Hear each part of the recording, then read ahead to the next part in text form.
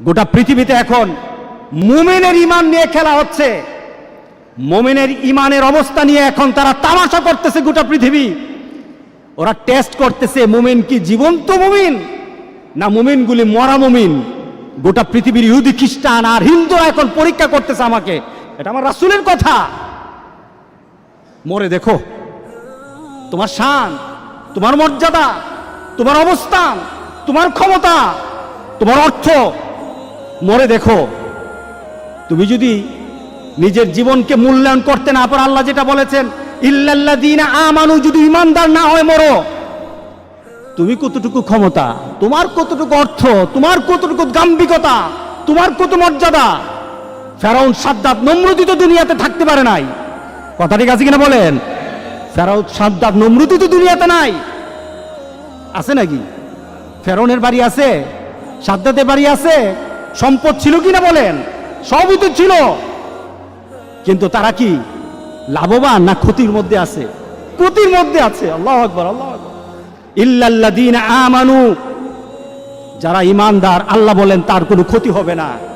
একটা মুমিন যদি চিন্তা করে আমি এখানে কেন আসলাম, কেন এলাম পৃথিবীতে, আমাকে কি করতে হবে, আর আমার পরবর্তী ডেস্টিনেশন কোথায়, আমি পরবর্তীতে কোথায় যাব, এই তিনটা চিন্তা কোনো বান্দা যদি ধারণ করে, আল্লাহ সুবহানাহু ওয়া তাআলা তার আখিরাতকে গুছিয়ে দিবেন। আমাদের জীবনটা কেমন, আমাদের জীবনটা সম্পর্কে আমরা কি চিন্তা করতে পারি? কোনো ব্যক্তি হাতের মধ্যে বরফ নিল, বরফটা হাতে ধরে রাখলে সে যতক্ষণ পর্যন্ত বরফের দিকে তাকিয়ে থাকে, সে চিন্তা করে আমার ব্যবসা হবে, আমার হাতে বরফ আছে। বলেন তো দেখি বরফ কি থাকবে? হ্যাঁ, ধরে রাখুন তো বরফ, কতক্ষণ পর কি হবে? বরফ আর পাওয়া যাবে না, বরফ আর থাকবে না তার হাতে। মানুষের জীবনটা তেমন। আপনি বরফ হাতে নিয়ে রেখেছেন, আপনার জীবনটা একটা বরফের মতো, হাতে বরফ, আপনার বরফ কিন্তু গলে যাচ্ছে। কিভাবে যাচ্ছে? এক একটা মুহররম মাস চলে আসে, 1441 সাল ছিল, চলে গেছে, বরফ গলে গেছে। 1442 সাল এসেছে, আনন্দ হওয়ার কিছু নেই, বরফ কিন্তু গলে গেছে। সুবহানাল্লাহ, আপনার বরফ কিন্তু গলছে। একজনকে বলা হলো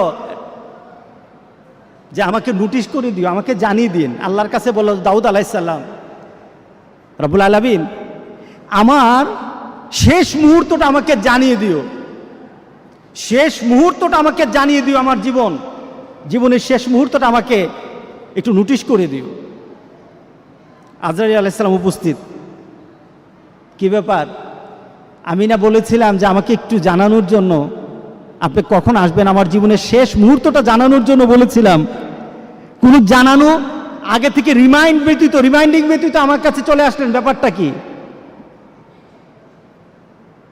আজরাইল আলাইহিস সালাম বললেন কথা আছে। আপনার দাঁতের অবস্থা কি? নাই, একটা রিমাইন্ডিং। চোখের অবস্থা কি? আগের মতো দেখি না, আরেকটা রিমাইন্ডিং। আপনার শরীরের শক্তি কোথায়? হারিয়ে গেছে, আরেকটা রিমাইন্ডিং। কি বলেন? দাড়িগুলি পেকে গেছে, তার মানে এই নয় তুমি আরো চিন্তা করতেই থাকবে, চলতেই থাকবো। আমার জীবনের গতি আছে, চলতে থাকবো, তা নয়, বরং তোমার প্রত্যেকটা জিনিসের মধ্যে নোটিশ করে করে জানানো হচ্ছে তোমার জীবন কিন্তু শেষের দিকে। এটাই তো আমাদের বৎসর গণনা, এটাই তো আমাদের জীবনের গণনা, এটাই তো আমার নতুন বৎসর আমাকে এই সংবাদ দেয়। এই নতুন বৎসর হয়তো তোমার জন্য আরেকটা বৎসরের সুসংবাদ নিয়ে আসবে, অথবা তোমার এই বৎসরটাই শেষ বৎসর। তোমার 1441 হিজরি ছিল অনেকের জন্য আবার আনন্দের বিষয়। কাদের জন্য আনন্দ? কে আনন্দ করতে পারবে? 1441 সালের মধ্যে যারা এসেছে, যারা ছিল, আজকে যারা নেই, তাদের মধ্যে কাদের আনন্দ? তাদেরই আনন্দ যারা আল্লাহ সুবহানাহু ওয়া তাআলার সেই কথার সাথে নিজেকে মিলিয়ে নিয়েছে। ওয়ালাস, সময়ের কসম, সময়ের কসম, দুনিয়ার পরিবর্তনের কসম, দুনিয়া যে পরিবর্তন হচ্ছে সময় দিয়ে, আল্লাহ সুবহানাহু ওয়া তাআলা ওই সময়ের কসম করে বলে আসরের সময়টা কখন বলেন তো দেখি? বেলার, দিনের শেষ বেলা, দিনের শেষ বেলা, ওই সময়টার নাম কি? এরপরে কি হয়? গুরুব, ডুবে যায়। এরপর কি হয়? মাগরিব। মাগরিব না? দেখুন আল্লাহ সুবহানাহু ওয়া তাআলা আসরের নামটা নিলেন সময়কে বলার জন্য, অর্থাৎ সময়টা তোমার এত কম,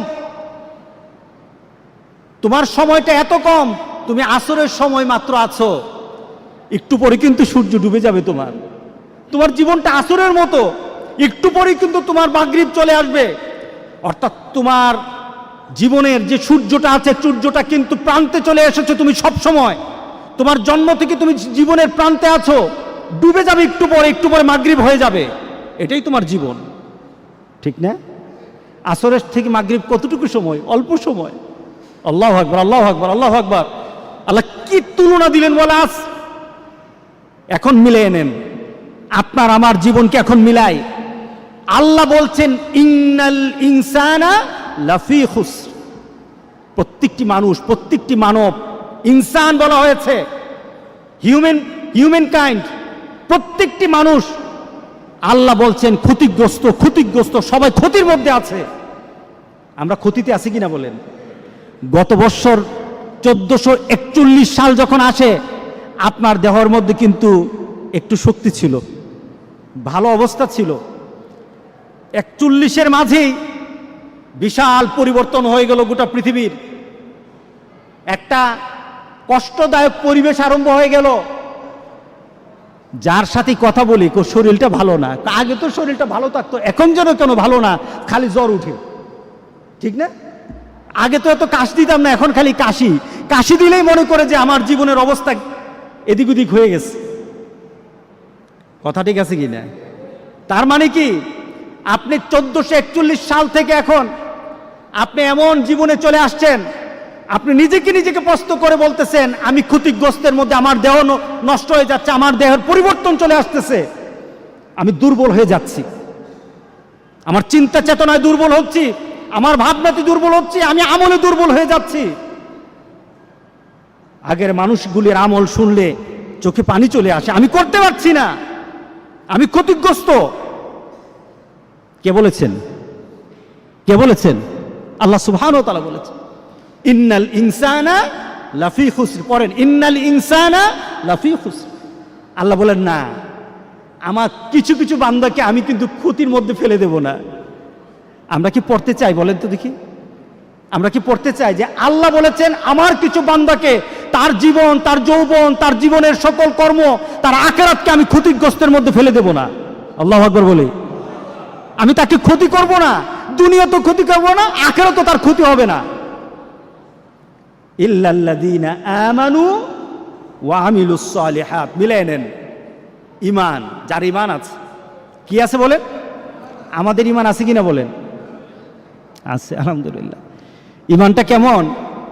রাসূল সাল্লাল্লাহু আলাইহি সাল্লামের ঈমানের ব্যাপারে বললেন এমন একটা সময় আমার উম্মতরা পড়ে যাবে, আমার উম্মতরা এমন একটা সময় পড়ে যাবে, তখন হাতের মধ্যে জ্বলন্ত আগুন রাখা, জ্বলন্ত কয়লার আগুন রাখা সহজ হবে, কিন্তু আমার উম্মতগুলির ঈমান বাঁচানো তত কঠিন হয়ে যাবে।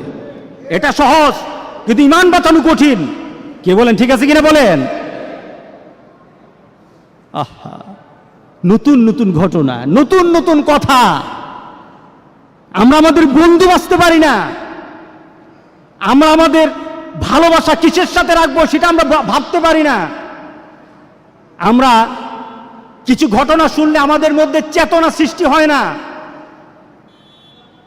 মনে করি আমার জায়গায় আমি আছি, অন্যের জায়গায় অন্য থাকবে। কঠিন। হাতে জ্বলন্ত কয়লা রাখা কঠিন, সহজ হবে। রাসূল বলেছেন ঈমান বাঁচানো কঠিন। আর এটার সময় এখন 1441 সাল চলে গেছে, ক্ষতি হবে না। 1442 সাল চলে যাবে, ক্ষতি হবে না। 1443 সালে সে থাকলে থাকুক, আমার ফয়সালা, আল্লাহর ফয়সালা। আল্লাহ বলেন আমার ফয়সালা হবে, কিন্তু তার মধ্যে যদি ঈমান থাকে তার কোনো